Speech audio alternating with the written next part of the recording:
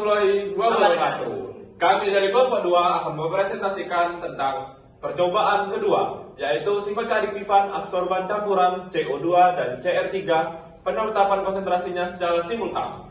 Baik, di sini perkenalkan, nama saya Haider Ali dan rekan saya ada Alif Fahdani dan juga Seli Munawarah yang akan merepresentasikan. Di sini yang saya hormati yaitu asisten laboratorium Kak Ailsa Putri Dianti dan juga Kak Alvina. Oke, langsung next saja. Di sini untuk tujuan percobaannya itu yang pertama, mahasiswa mampu membuktikan sifat keadiktifan absorban campuran CO2 dan CR3. Lalu yang kedua, mahasiswa mampu menentukan konsentrasi masing-masing komponen dalam campuran dengan menggunakan spektrofotometer. Langsung saja, next. Baik, landasan teori.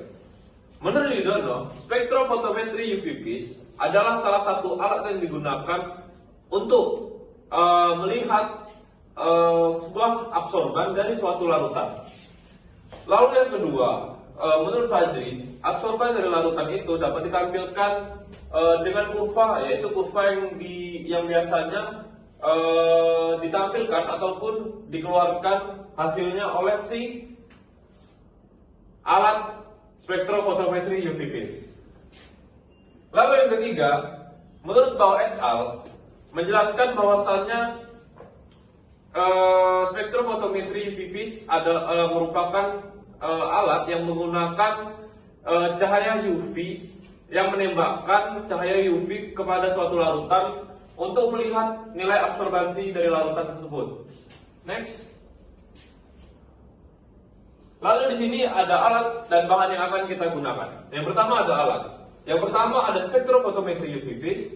Lalu yang kedua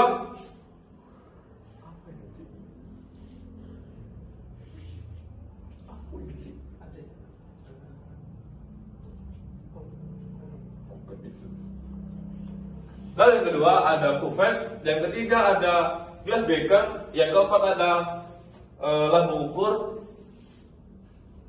10 mili. Lalu yang kelima ada lampu ukur 100 ml.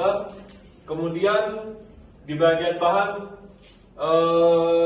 kita menggunakan aquades, menggunakan vakum, menggunakan HCl, menggunakan HNO3 dan juga menggunakan CO2 plus.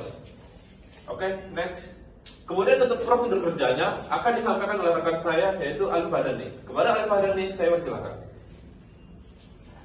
Prosedur kerjanya pertama tuh larutan Ce23 diambil 0,025, 0,20, 7,5 dan 5M. Diambil menggunakan pipet volume, baru dilanjutkan masuk ke dalam labu ukur, baru diencerkan. Setelah diencerkan baru dimasukkan ke kuvet, setelah masuk di kuvet baru dimasukkan ke alat spektro. Sama juga dengan larutan CO2, sama skema kerjanya sama. Diambil larutannya baru dimasukkan ke labu ukur, di pengenceran, dimasukkan ke kuvet, lalu diukur menggunakan spektro. Yang ketiga hampir sama, campuran larutan FeCl3 dan COCl. Diambil larutan, habis itu dimasukkan ke labu ukur, dipengencerkan, habis itu sama juga dia diambil COCl, dimasukkan ke pengenceran, baru diambil sampel kedua-duanya, baru dimasukkan ke kuvet, baru dimasukkan ke spektro, dan hasilnya keluar grafik. Kemudian untuk bagian hasil dan pembahasan akan dijelaskan oleh rekan saya yang satunya yaitu Seli Munawarah. Kepada Seli Munawarah saya persilakan. Nah, jadi adapun hasil dan pembahasan pada percobaan ini yaitu hasil yang pertama itu terlebih dahulu kita tentukan pada panjang gelombang berapa kita dapat mengukur COCl2 dan FeCl3 ini. Nah, yang pertama penentuan panjang gelombang maksimum COCl2. Nah, berdasarkan hasil pengukuran dengan spektrofotometri UV vis, nah didapatkan absorbansi seperti pada gambar dengan terlihat satu puncak atau peak di mana pada panjang gelombang 510. Nah, jadi selanjutnya dilakukan pengukuran untuk panjang gelombang FECL3. Nah, didapatkan dua puncak atau peak, yaitu pada panjang gelombang 367 dan 411. Next. Nah, setelah kita mengetahui panjang gelombang maksimum yang akan digunakan, setelah itu kita dapat mengukur campuran. Yang pertama itu COCl2 yang kita buat variasi konsentrasinya yaitu pada 0,020 molar, terus 0,015 molar sampai dengan 0,05 molar. Nah, yang pertama kita ukur larutan tersebut pada panjang gelombang maksimum CO, nah yaitu 510 nanometer. Nah, didapatkan hasil yaitu 0,069 pada larutan 0,015 molar didapatkan hasil 0,025 dan seterusnya sampai dengan pada larutan 0,05 molar didapatkan hasil yaitu 0,015. Nah, selanjutnya dilakukan juga pengukuran terhadap panjang gelombang Fe dengan menggunakan larutan COCl2 tadi. Nah, didapatkan hasil pada konsentrasi 0,020 didapatkan hasil panjang gelombang yaitu 0,032, sedangkan pada konsentrasi 0,015 didapatkan hasil 0,011, dan pada panjang gelombang 0,10 dan pada konsentrasi 0,10 molar didapatkan hasil yaitu 0,017, dan pada konsentrasi 0,05 didapatkan hasil dengan 0,07. Setelah itu dilakukan pembuatan kurva kalibrasi terhadap CO dengan menggunakan data-data yang telah kita peroleh dari hasil pengukuran tersebut. Nah, didapatkan grafik yang pertama itu kurva kalibrasi COCl2 terhadap CO. Nah, didapatkan hasil grafiknya itu terlihat sangat linear, di mana didapatkan hasil nilai regresi linearnya yaitu 0,99. Nah, artinya dia ini sangat linear dan sangat memenuhi aturan Lamberberg, di mana batas maksimumnya itu nilai R kuadrat yang baik yaitu mendekati 1. Dan begitu juga pada FeCl3 terhadap CO didapatkan pula hasil yang sangat linear sehingga memenuhi prinsip Lamberberg. Oke, next. Nah, selanjutnya dilakukan analisis pada FeCl3 dengan metode yang sama. Hanya saja di sini perbedaan konsentrasinya, yaitu konsentrasi FeCl3 pada 0,025 molar, 0,020 molar, 0,015 dan 0,010 molar.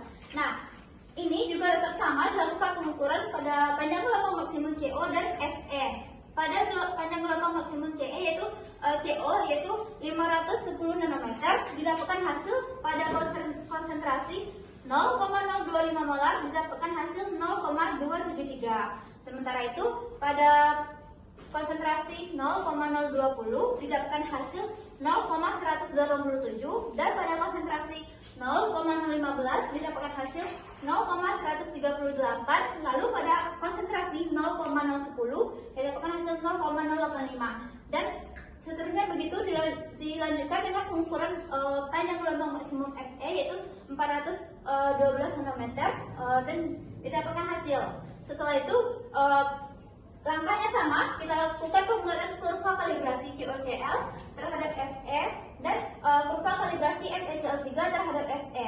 Nah, kita bahas yang pertama yaitu kurva kalibrasi COCl2 terhadap Fe, di mana di sini tampak grafiknya itu tidak naik turun gitu, terus nilai R kuadratnya sangat jauh dari di bawah 1, yang artinya ada kesalahan di dalam pengukuran kita, seperti kesalahan saat pengenceran ataupun kesalahan dalam kestabilan alat, seperti kalibrasi yang tidak sempurna. Oke, next.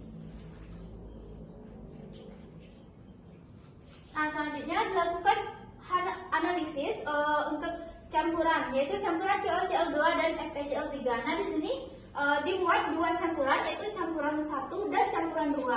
Lalu dilakukan pula pengukuran pada panjang gelombang maksimum CO dan Fe. Pada gelombang maksimum CO dilakukan pengukuran pada panjang gelombang 510 nanometer dan didapatkan hasil pada campuran 1 0,060 dan pada campuran 2 0,047. Lalu dilakukan pula pengukuran terhadap Fe yaitu 412 nanometer. Nah, pada campuran 1 didapatkan hasil 0,071 dan pada campuran 2 0,094. Nah, dari hasil ini kita dapat menentukan si konsentrasi CO ataupun FeCO3 yang ada di dalam sampel tersebut. Oke.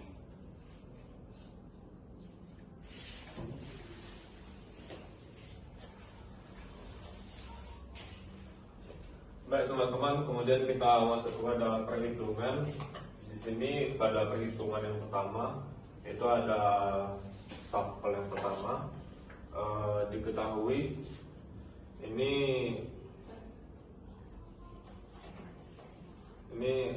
absorptivitas molar. Yang pertama itu ada 2,9, lalu yang kedua 1,38, yang ketiga itu ada ini ada 10,1, 27,64. Di sini kita melihat pada rumusnya itu ada A1 sama dengan buka kurung ini absorptivitas molar yang pertama dikali dengan total pipetnya ini yang pertama, lalu ditambah absorptivitas molar yang kedua, ini total pipetnya, lalu C2 nya yang ini tadi C1 nya, lalu tutup kurung. Pada A1 itu didapatkan hasil 0,071, lalu dimasukin 2,9, lalu di sini masukin Fe nya, lalu ditambah yang kedua 1,38, lalu dikali sama C0. Lalu di sini pada A2 itu rumusnya hampir sama, cuman dibedain pada absorptivitas molarnya 2, 1, terus 22. Lalu di sini A2-nya itu didapatkan hasil 0,060. Itu lalu dimasukin ke dalam rumus 10,1 dikali Fe, lalu ditambah 27,64 dikali C0. Lalu di sini langsung kita bagi karena sudah mendapatkan kedua hasil tersebut. Lalu kita masukin A2-nya berapa, absorptivitas molarnya yang kedua per satunya berapa, lalu pipetnya berapa, lalu satunya berapa, absorptivitas molar 1,2-nya berapa, pipetnya berapa, C2-nya berapa. Lalu didapatkan pula angka yang A2-nya itu 0,060 ini 0,60, lalu dikurang 10,1. 10,1-nya dimasukin, lalu Fe masuk sini. Lalu 27,64 itu sudah dapatkan dari sini. Absorptivitas molar 2 jadi masukin ke sini, lalu ada CO-nya turun ke sini. Lalu untuk A1-nya itu untuk rumusnya ini A1 sama dengan absorptivitas molar 1 kali B kali C1. Absorptivitas molar ini ditambah tadi absorptivitas molar 1 2 kali B kali C2. Inilah rumusnya.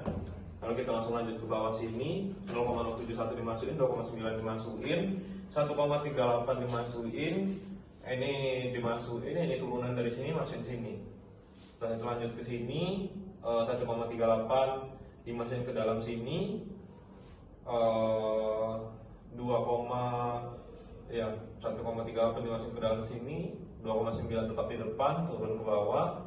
Lalu di sini di dalam ini dihitung jumlahannya, turun mendapatkan hasil seperti ini, yaitu hasilnya 0,0828 dikurang 13,938 kali Fe.